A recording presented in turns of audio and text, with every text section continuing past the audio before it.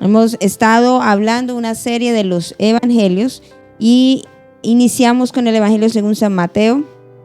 Mateo, un publicano, ya hemos hablado muchas veces acerca de esto y cómo Dios le rescató, pero me he basado en uno de los discursos. Recuerde que Mateo divide Mateo también por 5 discursos. Discurso de nuestra vida personal, discurso del ministerio, discurso del reino, la vida en comunidad y confraternidad, y el último discurso es el discurso escatológico. Nosotros hemos estado hablando acerca del discurso del reino, y dentro del discurso del reino pudimos ver la parábola del sembrador, parábola del trigo y la cizaña, y hoy vamos a ver lo que es la parábola de la semilla de mostaza. No le quise poner un nombre tan profundo, porque es mucho más profundo lo que vamos hoy a hablar. Introducción que podemos encontrar. Recordemos que cuando nos habla del reino, nos está diciendo las diferentes clases de personas, de terrenos que hay, donde la palabra de Dios se siembra, y que el buen terreno o la buena tierra, ¿cierto?, es la que el que oye entiende la palabra, que da fruto, produce a 100, a 70 y a 30 por uno. Luego me habla que dentro de esa buena tierra hay también una clase de semilla. Ya, ¿qué clase de semilla somos? Nos habla de los hijos del reino y los hijos de las tinieblas. ¿Qué es lo que nos habla aquí? Si nos sigue diciendo que tiene que ver con el reino de Dios, vamos a hablar qué es lo de la semilla de mostaza. Evangelio según San Mateo capítulo 13, versículo 31 y 32. Son solo 2 versículos, pero muy profundos. Dice: otra parábola les refirió diciendo: el reino de los cielos es semejante al grano de mostaza que un hombre tomó y sembró en su campo, el cual a la verdad es la más pequeña de todas las semillas, pero cuando ha crecido es la mayor de las hortalizas, y se hace árbol de tal manera que vienen las aves del cielo y hacen nidos en sus ramas. Inicia Jesús diciendo que el reino de los cielos es semejante. ¿Qué es la palabra semejante como tal? Semejante es similitud, que es parecido, mas no es igual. Un ejemplo claro que muchas veces dado, encontramos que Dios dice: hagamos al hombre a nuestra imagen y conforme a nuestra semejanza, ¿cierto? La imagen es la representación de algo que yo quiero plasmar, que yo quiero representar. Y la semejanza es similitud o parecido. ¿Cómo lo podríamos, para que usted pueda entender? Por ejemplo, la policía. La policía representa a través de esa imagen, ¿cierto?, de ese uniforme verde, autoridad, ¿cierto? Decimos que la imagen que representa autoridad, orden, es la policía. Ahora, cuando vemos no un solo policía, sino 2 policías, decimos que son semejantes, ¿cierto?, pero no son iguales. Se plasma la imagen de autoridad, pero son semejantes porque no hay uno solo, sino son varios los policías, ¿cierto? Entonces, cuando me habla de semejante, similitud, parecido, mas no igual. ¿Cuál es el contexto de esta parábola? Tanto la parábola anterior, que trata del crecimiento de la semilla, tipos de crecimiento, tanto de los hijos del reino como de los hijos del mal, ¿cierto? Hay hijos de Dios y hay hijos del diablo. Claro ahí. Y me habla de esto. Pero en esta ocasión me está hablando de que crece este grano y no habla de maleza, sino de un beneficio. Ya en la anterior me hablaba de cizaña, pero en esta me está hablando de un beneficio. El punto esencial de esta parábola es el contraste entre el comienzo pequeño y el resultado grande, entre el principio y el fin, entre el presente y el futuro. ¿Por qué lo estoy hablando de esta manera? Más adelante usted va a poder comprender. Yo creo que al finalizar esta enseñanza usted va a poder comprender mejor por qué está hablando del principio y del final, del presente y el futuro con relación a el reino. ¿Qué es el reino? Cuando nos habla de reino, nos habla de gobierno, nos habla de autoridad, nos habla de reyes, no habla de un rey, ¿cierto? Nos habla de que hay unas leyes, todo esto que tiene que ver con el reino. Me está hablando no de un reino terrenal, me está hablando de el reino ¿de quién? De los cielos, ¿cierto? Me está hablando de eso. No me está hablando de un gobierno cualquiera, me está hablando del reino celestial. Ahora, si estamos hablando del reino celestial, me está hablando de que Dios es el rey y que Él tiene un gobierno, que tiene unos mandatos, unas leyes y todo esto. ¿Qué encontramos aquí? Dice que un hombre. ¿Quién es el hombre? Recordemos que en las parábolas anteriores me sigue diciendo que quien siembra es Cristo, y ya en este contexto es Cristo nuevamente quien siembra. Ahora, dice en el versículo 31, tomó y sembró en su campo. Ya sabemos por la parábola de la cizaña que el campo es el mundo. No, hay gente que inventa cosas que no están en la palabra, y uno debe tener cuidado con enseñar cosas que no están aquí. O sea, yo no puedo predicar mi pensamiento personal porque me parece lindo y lo puedo emocionar a usted. No, es que dice el contexto de la palabra. El campo me dice que es el mundo. Y aquí no ha cambiado. El campo sigue siendo ¿cuál? El mundo. Ahora me dice grano, ya sabemos, dice grano de mostaza. ¿Y qué es el grano de mostaza? Tomando el mismo versículo 31, diciendo el reino de los cielos es semejante al grano de mostaza. Grano de mostaza es la semilla del reino, es la palabra, hijos conocedores de él. ¿Qué es vamos a hablar primero de la mostaza para luego hablar acerca de la manera que vienen las aves del cielo, hacen nidos en sus ramas. Bíblicamente, ¿qué es esto? ¿Qué es la semilla de mostaza? Es una planta picante que tiene muchos usos culinarios y medicinales. La medicina popular dice que se debe uno aplicar cataplasma de mostaza porque sirve como como exfoliante o como para ayudar a lo que es la artritis, ¿sí? Para el problema de las manos. Ahora también me dice que el aceite de mostaza es de alta calidad, es útil para las medicinas porque no se hace rancia, o sea, no se daña. Los cirujanos usan harina de semilla de mostaza como antiséptico para sus manos. La semilla de la Brassica nigra, ya ahorita les explico qué es eso, es la base de la mostaza de cocina común, usada en muchos tipos de comida y como un condimento.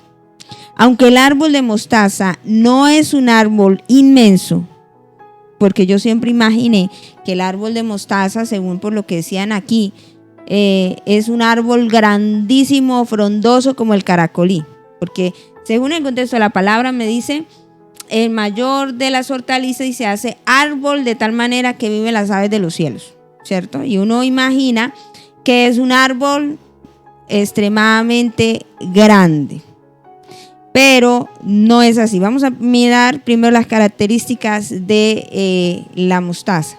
Es una semilla primero de la más pequeña, Jesús mismo le está diciendo, y ellos sabían, porque ellos eran agricultores y él les estaba colocando un ejemplo que ellos mismos conocieran. La mostaza o la semilla de mostaza, se reproduce con gran rapidez.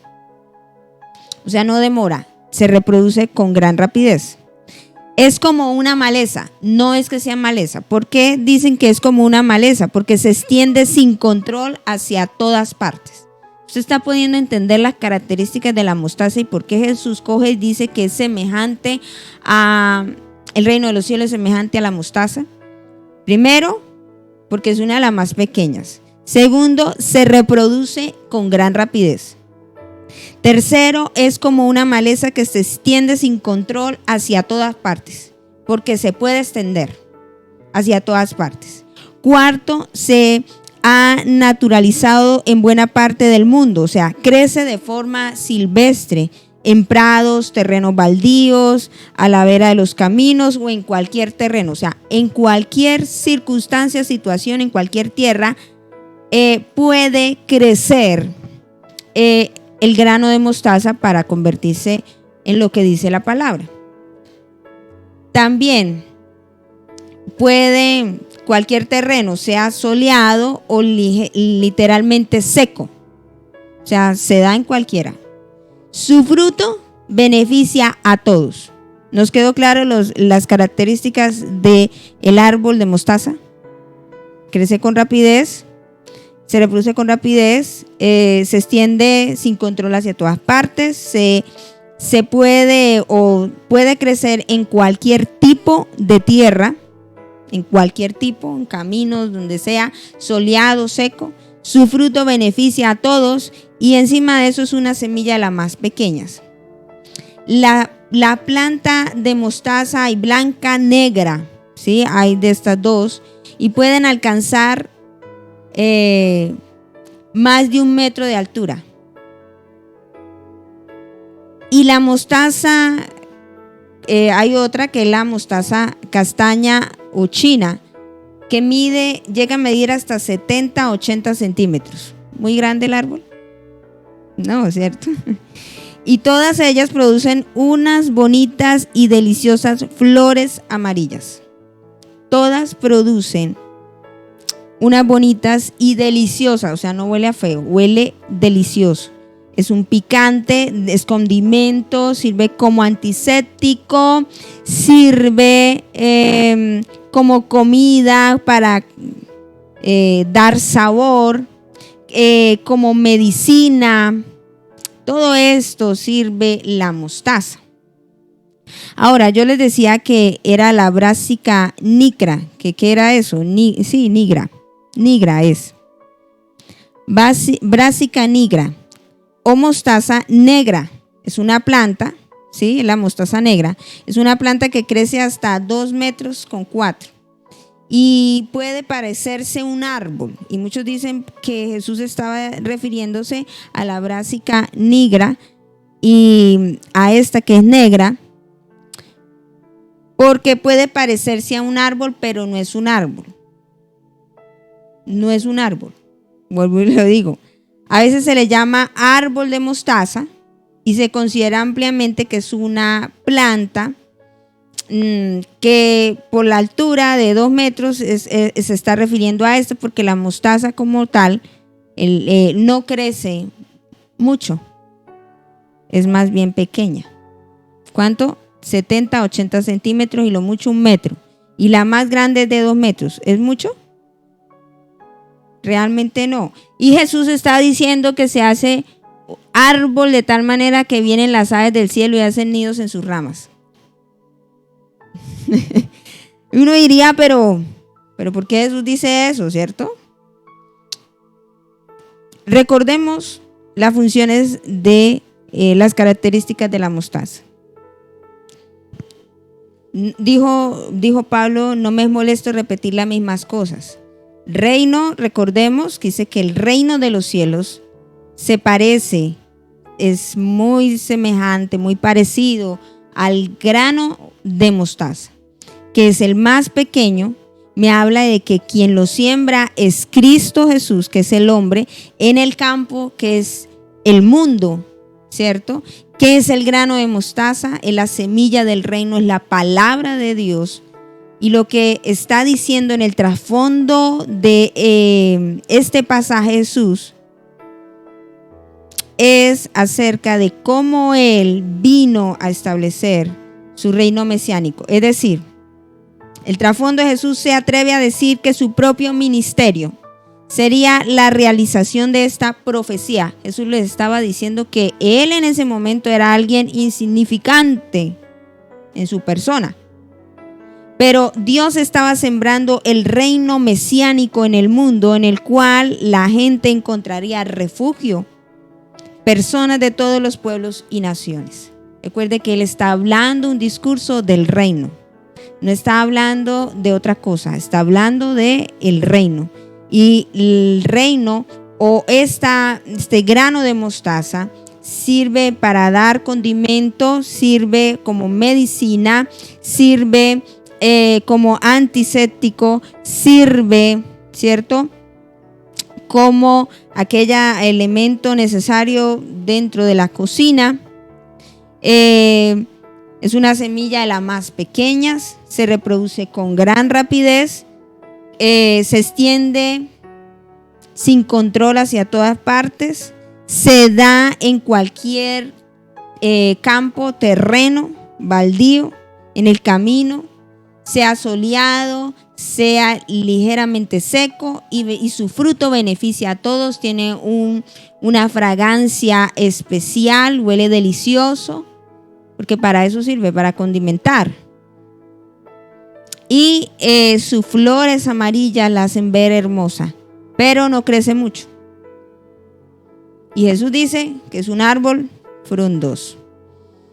Ahora, ¿por qué Jesús dice que es un árbol frondoso cuando ni siquiera la dicen, ¿no? Inclusive usted puede estudiar, es un arbusto. No es ni siquiera un árbol, es un arbusto. Y Jesús dice que es un árbol frondoso, ¿cierto? Dice mayor de las hortalizas. Y se hace árbol de manera que bien se hace árbol. Ahora, en el Antiguo Testamento, los árboles tipificaban a reyes, imperios, que ofrecían protección a pueblos y naciones, súbditas que eran representadas como aves. Hay una referencia, ¿por qué me atrevo a decir esto? Porque eso está en la Biblia. Hay una referencia al rey de Egipto y lo escribe el profeta Ezequiel. Ezequiel capítulo 31, versículo 6. Nos está diciendo, o desde el versículo 2, para que usted pueda entender que sí es al hombre de Egipto, y luego pasamos al 6. Dice, versículo 2, 31, 2. Hijo de hombre, di a Faraón, rey de Egipto, y a su pueblo: ¿a quién te comparaste en tu grandeza? Verso 6. Dice, en sus ramas hacían nido todas las aves del cielo, y debajo de su ramaje parían todas las bestias del campo, y a su sombra habitaban muchas naciones. En el Antiguo Testamento, los árboles tipifican a reyes, imperios que ofrecen protección a pueblos y naciones. Ya vimos un ejemplo. Daniel también interpretó el sueño de Nabucodonosor, en el que él y su reino, o sea, que Nabucodonosor era un gran árbol donde se cobijaban muchos pueblos y naciones. Daniel capítulo 4, versículo 10 hasta el 27 dice: estas fueron las visiones de mi cabeza mientras estaba en mi cama. Me parecía ver en medio de la tierra un árbol cuya altura era grande. Crecía este árbol, se hacía fuerte, y su copa llegaba hasta el cielo, y se le alcanzaba a ver de todos los confines de la tierra. Su follaje era hermoso y su fruto abundante, y había en él alimento para todos. Debajo de él se ponían a la sombra las bestias del campo, y en sus ramas hacían morada las aves del cielo, y se mantenía de él toda carne.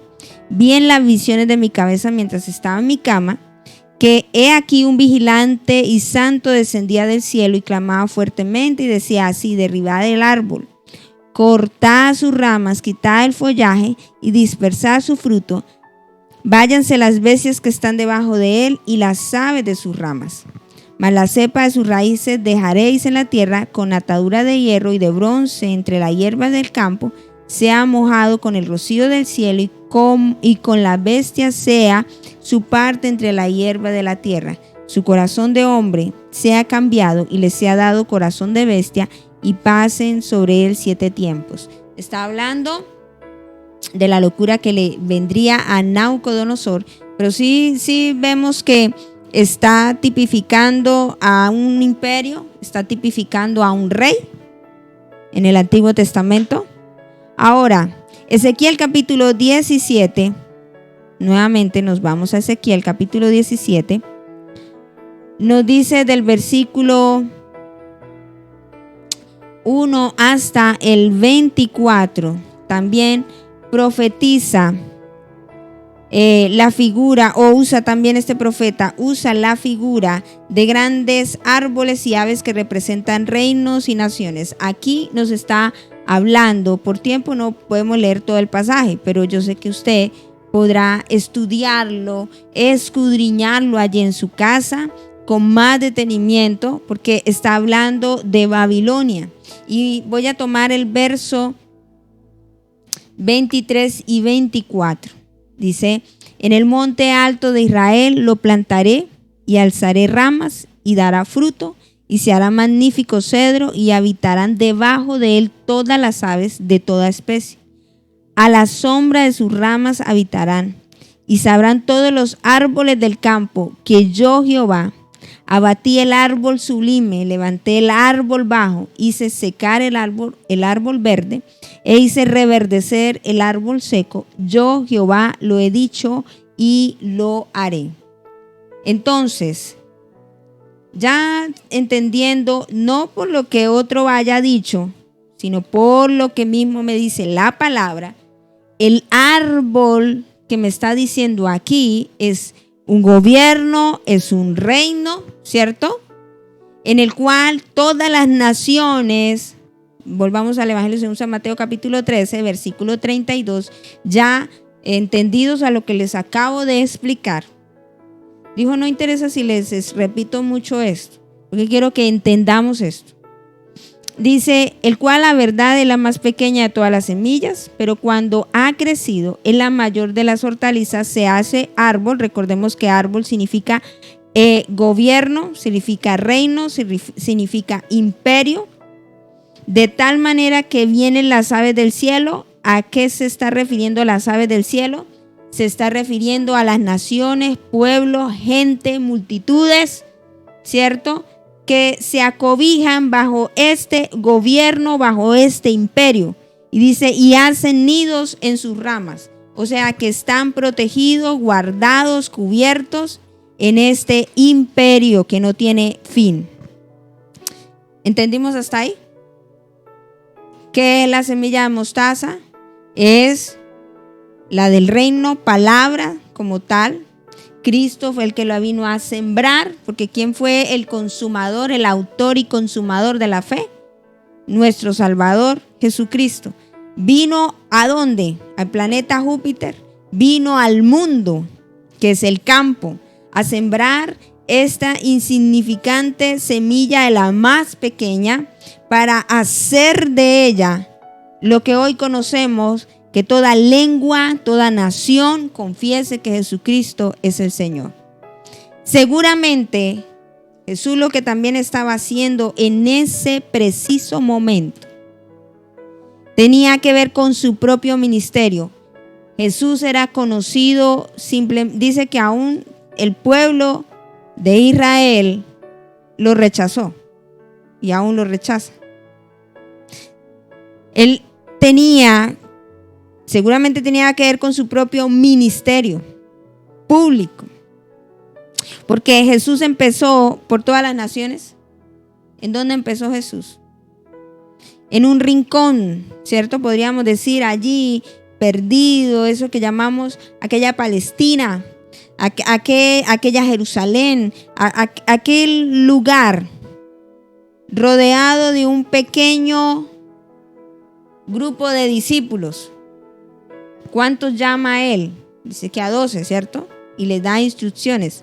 ¿Eran muchísimos sus seguidores en ese momento? ¿Cuáles eran los seguidores? Los mismos del pueblo en ese entonces. Sin demasiada calificación, abandonado finalmente por las multitudes, porque cuando Jesús le fue llevado para morir, dijeron, ¿le soltamos a Barrabás o le soltamos a Jesús? ¿Y qué decía el pueblo? ¿Qué decía la multitud? Queremos a Barrabás, ¿cierto? Así que abandonado por las multitudes sin reconocimiento de los líderes religiosos, o los líderes religiosos lo aceptaron. Pregunto yo, no fue aceptado. Y sin ninguna clase de influencia política, ¿qué podría surgir de ahí? Porque no tenía influencia política para decir que ese fuera un reino, mejor dicho, prominente. Lo que Jesús estaba profetizando allí era que empezaba desde algo muy mínimo, muy pequeño y que llegaría a muchos lugares. Pero todo esto no es nada comparado con la terrible debilidad manifestada en la cruz. ¿Por qué?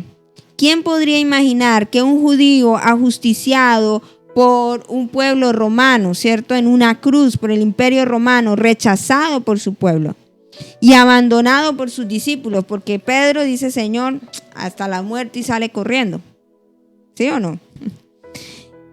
Que 2000 años después siguiera creciendo por todos los países del mundo. Como Pablo resume en la primera carta de Corintios, capítulo 1, versículo 23. 1:23 nos dice la palabra así: pero nosotros predicamos a Cristo, la semilla más pequeña, ¿cierto? Que Él fue el que le infundó en las buenas nuevas de salvación. Dice, a Cristo crucificado. Para los judíos ciertamente tropezadero y para los gentiles locura. ¿Quién iba a imaginar que esta semilla tan pequeña de un ministerio tan pequeñito, tan chiquitico, se convertiría en hoy por hoy un árbol frondoso que todas las aves del cielo, o sea, las naciones de la tierra, los pueblos que hoy por hoy en el mundo muchos conocen del mensaje de salvación? A eso es lo que Jesús está hablando. Aquí no está hablando, hermano, que tengamos mucha fe, tengamos paciencia. Está hablando es del crecimiento del reino de los cielos. Porque no podemos inventarnos cosas que no están ahí. Este es el trasfondo. Este es el mensaje que Jesús está diciéndole aún a sus discípulos. Pero los discípulos como que no entendieron, y a veces la gente no entiende la palabra que se les da. Está diciendo, el reino de los cielos es semejante al grano de mostaza, o sea, algo pequeño, algo muy pequeño, que crece con gran rapidez, que lo vine a sembrar yo, porque soy el autor y consumador de la fe. Y lo siembro en el mundo a tal manera que se extiende sin control hacia todas partes, porque esa es la característica de la mostaza, que se da en cualquier terreno, sea soleado, sea literalmente seco, sea cualquiera sea la circunstancia, la situación que pueda presentar aquella persona que ha sido llamada para llevar el mensaje de salvación, sí o sí crece. Ahora, que se daría en cualquier lugar, baldío, en el camino, en empedrados. Esto está diciendo que el reino de los cielos es así, que llegaría a todo lugar, y que aún hay algo más sobrenatural que me parece tremendo. No es un árbol, pero él dice es árbol. Aún lo que está diciendo sobrenaturalmente, diciéndole al pueblo, aunque muchos me llevarían a la cruz, Jesús está diciendo, me levantaré para que el reino de los cielos se extienda.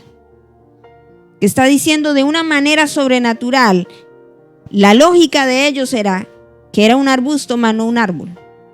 Pero está diciéndole Jesús, el árbol, el imperio, el reino representado en mí, todas las naciones llegarían ahí y sería algo sobrenatural.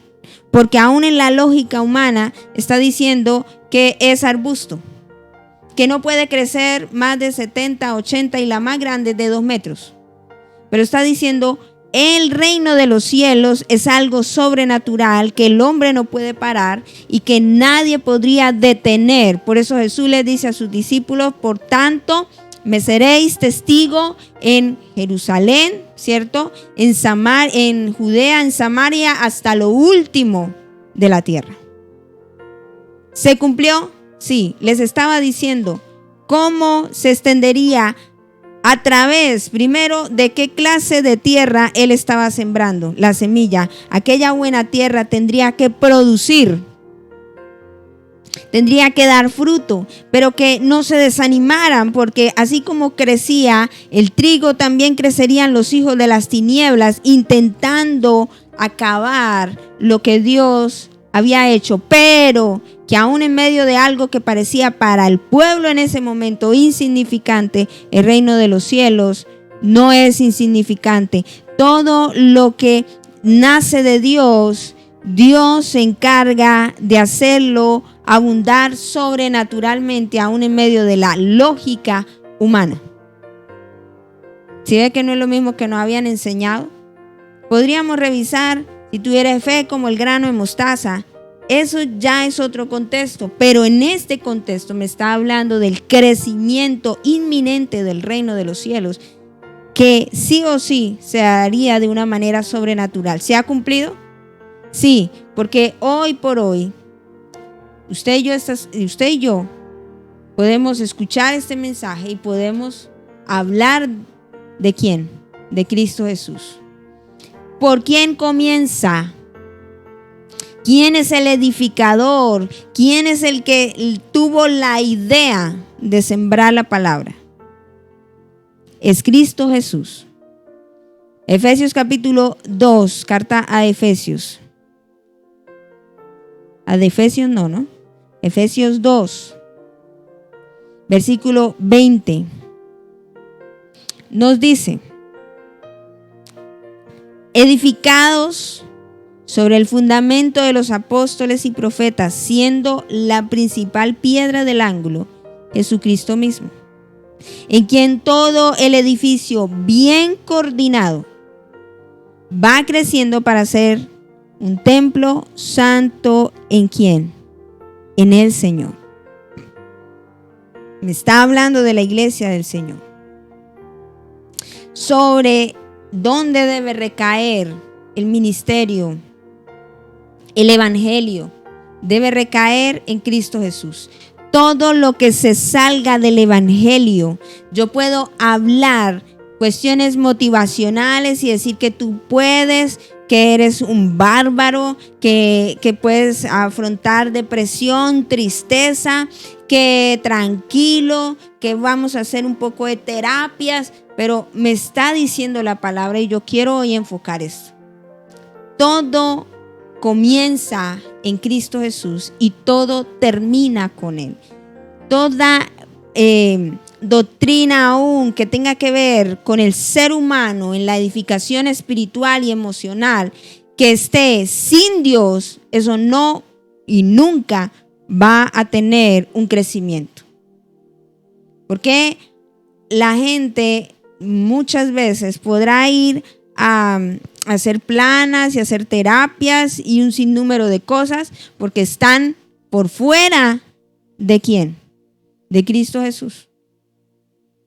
¿Por qué arranqué diciendo que la semilla de mostaza, parábola de la semilla de mostaza? Porque Jesús mismo está diciendo que el evangelio, las buenas nuevas de salvación, donde todo ha sido reconciliado, comienza con Él hasta llegar no solamente en Jerusalén, en Samaria, en Judea, sino me está diciendo hasta lo último de la tierra, cumplimiento también de ese mensaje o discurso del reino, donde Él mismo dijo algo sobrenatural, de un arbusto que no da mucho crecimiento y que podría decir, es imposible que sea un árbol, porque alguno le diría, Señor, un discípulo le diría, Señor, pero ¿cómo va usted a decir que el árbol de mostaza va a convertirse en un árbol si en nuestra lógica es un arbusto?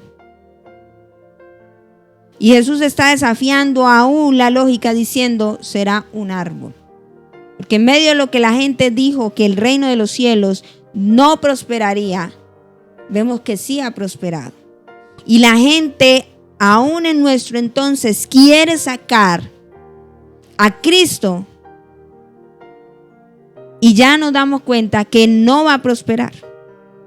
¿Qué nos dice la palabra? Que debemos edificar. ¿En dónde? En la principal piedra del ángulo, Jesucristo mismo. Carta de Colosenses, capítulo 2, versículos 6 y 7, me dice la palabra así. Por tanto, de la manera que habéis recibido al Señor Jesucristo, andad en él, arraigados y sobreedificados en él, y confirmados en la fe, así como habéis sido enseñados, abundando en acciones de gracia. ¿Qué me está diciendo? Que yo debo ser arraigado, ¿en dónde? Y me habla de que el árbol es el reino de los cielos, es el gobierno del Señor, el imperio de Él. Y donde las aves, no dice que las aves pertenecen al árbol, ¿o sí? Me habla que hacen sus nidos. Es decir, encuentran protección en ese gobierno, en ese imperio. ¿Usted no se ha dado cuenta que hoy por hoy salen un sinnúmero de creencias, pensamientos personales? Y suena muy bueno, ¿cierto? Y lleva seguidores. Pero todo lo que tenga que ver, y lo dije anteriormente, todo lo que tenga que ver con la persona, con la parte espiritual, emocional, para acortar caminos, no va a prosperar. Porque la esencia del evangelio, quien la sembró, es Cristo Jesús. ¿Qué me dice a mí la palabra? ¿Qué me dice a mí la escritura? Hebreos 12:2. Él es el autor de lo que es el evangelio, las buenas nuevas de salvación. Dice: he puesto los ojos en Jesús, el autor, consumador de la fe. No solo fue el que la creó, sino que también la ejecutó, el cual por el gozo nuestro delante de él sufrió la cruz, menospreciando el oprobio, y se sentó a la diestra del trono de Dios. Hay gente que no ha entendido que el reino de los cielos nadie puede usurpar ese lugar. Que no va a ser sustentado si no está en ¿quién? En Cristo Jesús. Que el reino de los cielos ha tenido alcance a nivel mundial por años. ¿Usted cree que los discípulos imaginaron que habría tal alcance? Si usted ve, Jesús les decía a ellos: oiga, espérenme. ¿En dónde tenían que esperarlo? ¿Dónde tenían que esperarlo? Jesús les mandaba y les decía: yo quiero que ustedes me esperen para que pudieran entender las promesas de Dios. Y Jesús mismo les dice: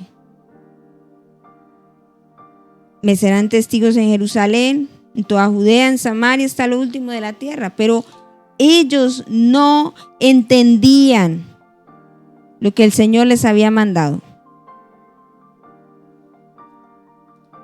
¿Qué es lo que aún ellos ni siquiera podían ver que esto tendría? Jesús siempre les decía que lo esperaran en Galilea, al monte donde Jesús les había ordenado. Pero ellos, tanto sería así que ellos ni siquiera habían ido porque no creían. Mateo, Evangelio según San Mateo, capítulo 26, versículo 32, Jesús les dice a sus discípulos: pero después que haya resucitado, iré delante de vosotros a Galilea. ¿Dónde tenían que ir ellos? Jesús les había dicho que Él resucitaría. Y usted ve por las porciones de la palabra que aún ellos no estaban en Galilea. ¿Por qué no estaban en Galilea? Porque ellos no creían ¿en qué? En la palabra que Dios había ¿qué? Dado, la palabra que Dios había manifestado.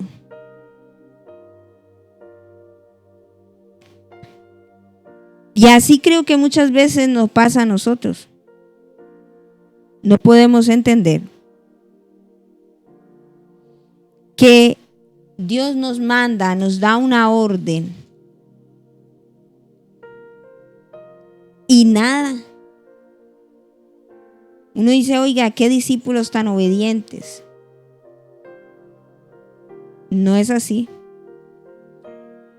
Porque aún ni ellos creían que el reino de los cielos tendría tal impacto y tal alcance. ¿Será que nos pasa? Porque después de que resucita Jesús, nos habla en Mateo 28.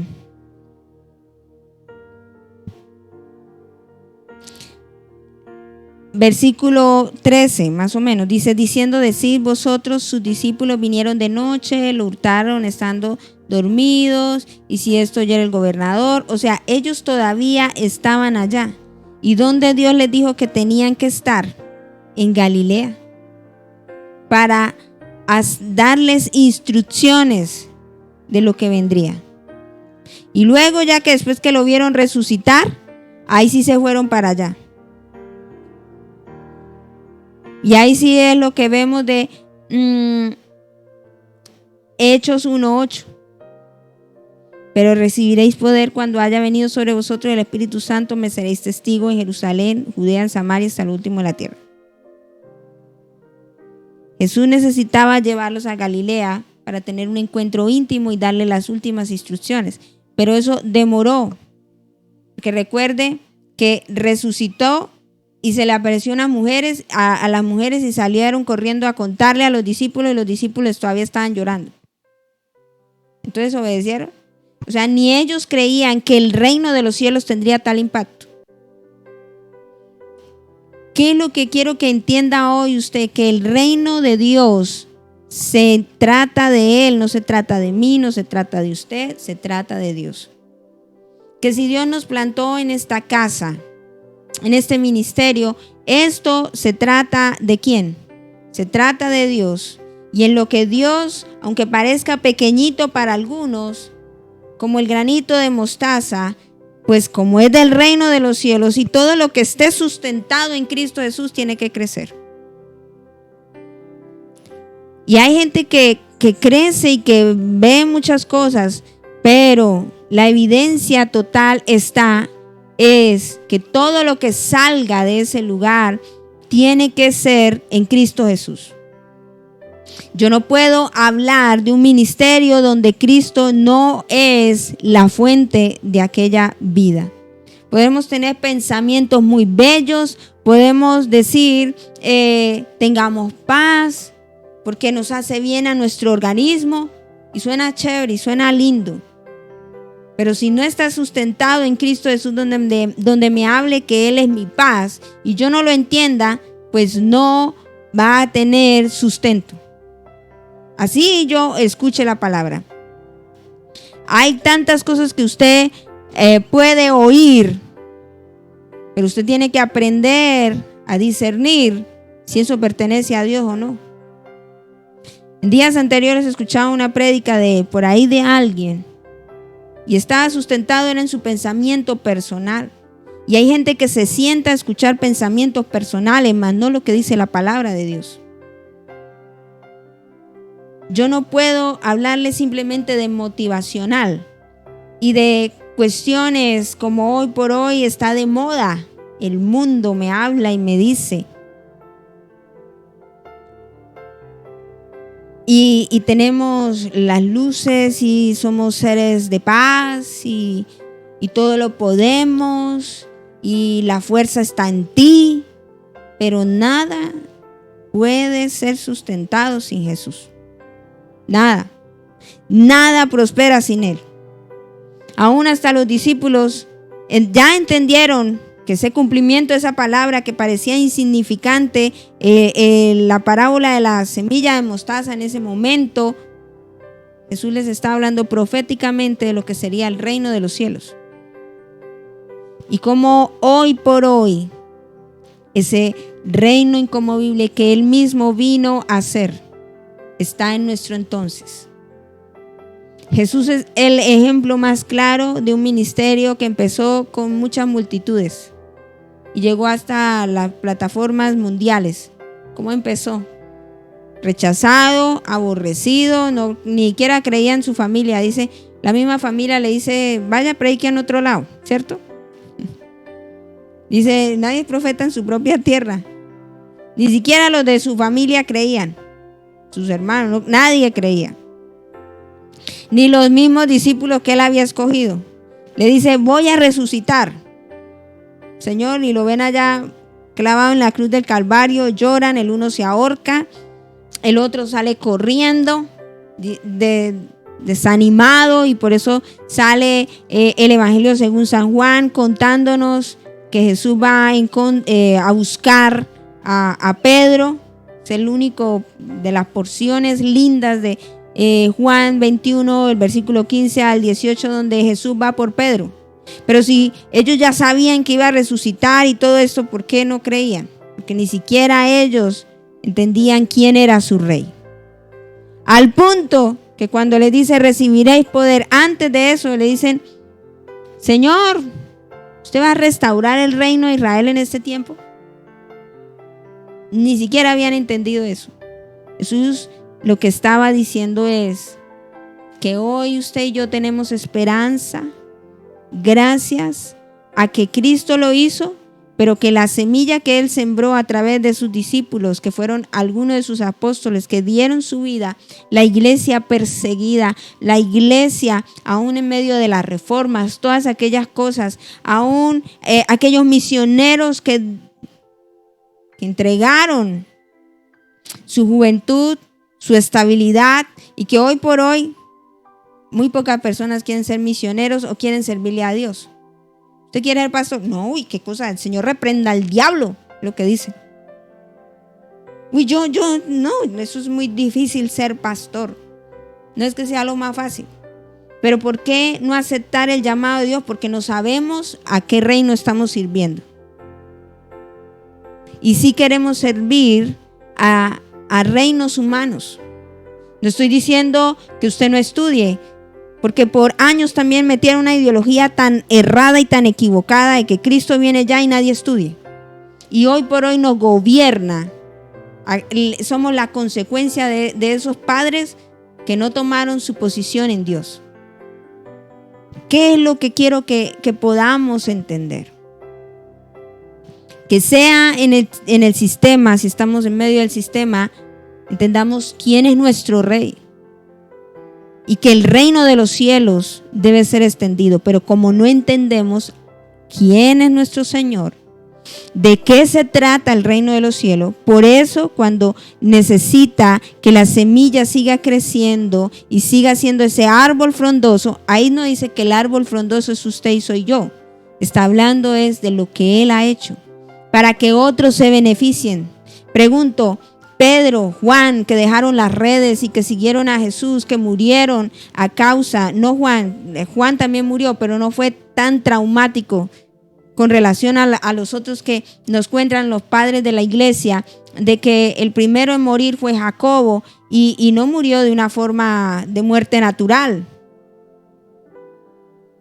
Fue cortado por la mitad. Nos habla de que Pedro también, eso es lástima que en la Biblia no nos lo hubieran dicho, pero daríamos más crédito a la muerte de Pedro que ni a la misma de Jesús. Pedro intentó nuevamente huir y nos cuentan la historia que Pedro siente y dice: yo no puedo volver a hacer lo que hice anteriormente de haber dejado a mi Señor. Y se devuelve a la ciudad y lo cogen y lo crucifican y dice: no, yo no voy a morir como mi maestro, no soy digno. Y lo crucifican, ¿de qué manera? De para abajo. Otros quemados en la hoguera. Juan exiliado, y ya lo hemos mirado por Apocalipsis.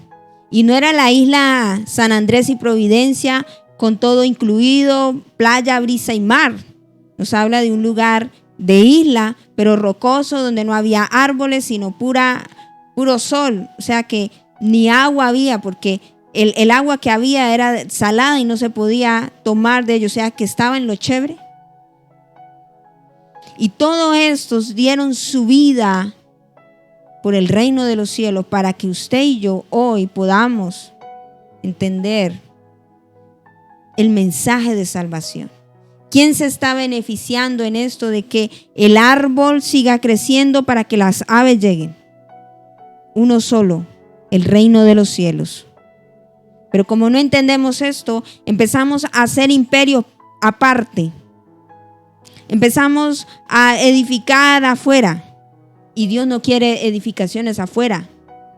Dios quiere edificaciones dentro de su reino. Por eso nos habla del cuerpo, primera carta de Corintios. Y esto es lo que la iglesia debería entender. Capítulo 12, versículo 28. Y dice: y aún nos puso Dios en la iglesia, primeramente apóstoles, luego profetas, lo tercero maestro, luego los que hacen milagros, después los que sanan, los que ayudan, los que administran, los que tienen don de lenguas, bueno, en fin. Aún nos puso Dios en la iglesia. Y si ninguno asume el rol que le toca, pues el reino de los cielos no va a seguir avanzando. Porque pensamos que es la iglesia del pastor tal. Ya la pastora, la muchacha, ya. Y se nos olvida que esto no es mío, que esto es el reino de los cielos. Y que en comunidad, en crecimiento del cuerpo, pregunto yo, ¿a Pedro se benefició con eso? No digo la manera en que murió. La iglesia que fue perseguida. ¿Por qué fue perseguida la iglesia primitiva en Hechos? ¿Y por qué cuenta todo esto? Y de Pablo. Porque Jesús les dijo claramente: vayan, les dijo a las buenas, ¿cierto? Séanme testigos, ¿en dónde? En 1:8, ¿qué le dice? Testigos en Jerusalén, luego se van para Judea, luego en Samaria, y luego hasta lo último. Le dijo: vaya, hagan eso. Pero ellos, como en la parte anterior de los espero en Galilea, no hicieron caso, pues Dios tenía que cumplir su palabra. En Hechos 8:1 dice: Saulo consentía en su muerte en aquel día una gran persecución contra la iglesia que estaba en Jerusalén. ¿Dónde empezó? En Jerusalén. Y todos fueron esparcidos por las tierras de Judea, Samaria, salvo los apóstoles. Y si no hubiera, o sea, si ellos lo hubieran hecho a las buenas, ¿hubiera pasado esto? A veces Dios necesita mover nuestra comodidad para que el reino de los cielos siga siendo impartido. Quiero que entiendas que nada que no salga de Él no va a ser sustentado.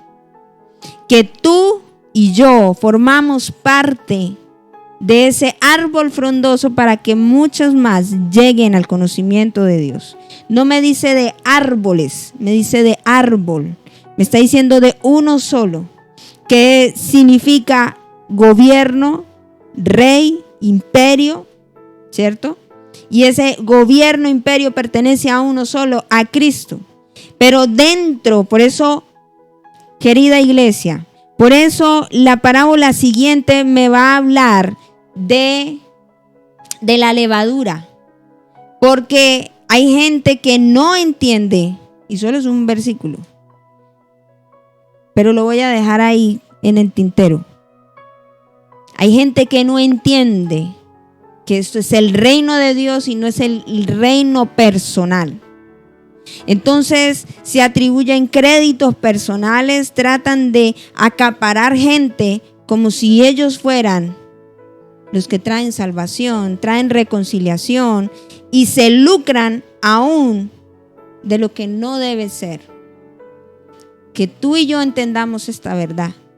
Tú trabajas para el reino de los cielos y ojalá tú puedas decir: Señor, ¿en qué te soy útil en medio de tu reino? No quiere decir que usted no pueda estudiar. Yo soy estudiada, tengo mi profesión, pero también hice esto de estudiar la palabra del Señor y no decir: ay, que tengo el don y no estudio. Usted mira, Pablo también fue un hombre culto, ¿cierto? Estudiado de la palabra.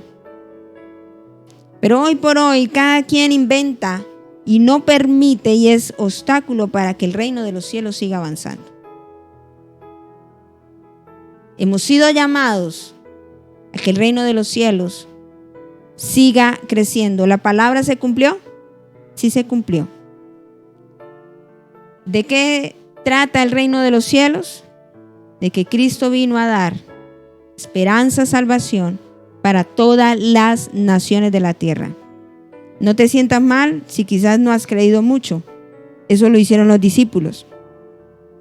Pero damos gracias a Dios porque hoy nos permite a través de esta palabra entender esta verdad y ser afirmados en nuestro corazón. Oremos. Padre, te damos gracias por esta palabra del reino.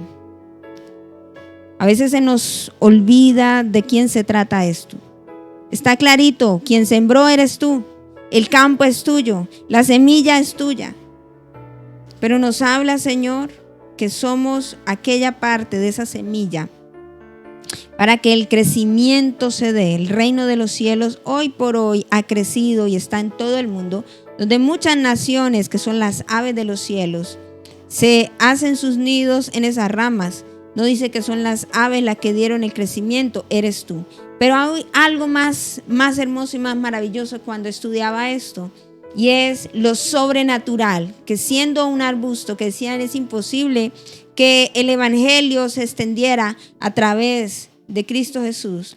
Hoy por hoy nosotros le confesamos, toda lengua, toda nación, Señor, se ha extendido el mensaje por generación de generación. Hemos visto cómo muchos han dado su vida porque esto sea una realidad.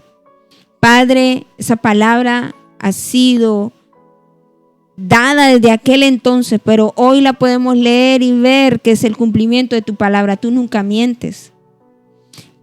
Tú, Señor, estás comprometido con el reino tuyo. Quita de nosotros todas aquellas cosas que no pertenecen a ti. Y llévanos, Señor, a vivir en santidad, a vivir en honor para ti.